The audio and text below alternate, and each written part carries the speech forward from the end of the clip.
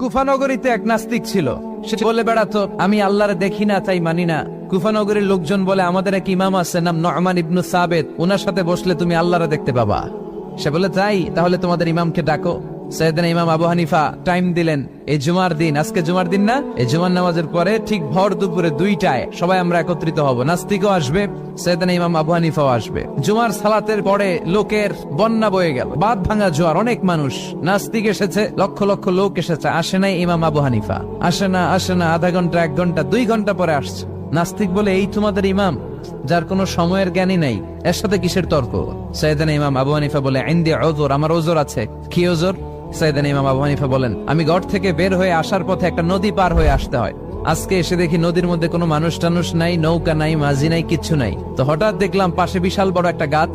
এই গাছটা এমনি এমনি 2 ভাগ হয়ে গেল। হঠাৎ গাছ থেকে এমনি এমনি লম্বা তক্তা হয়ে গেল। এমনি এমনি তক্তাগুলো জোড়ালে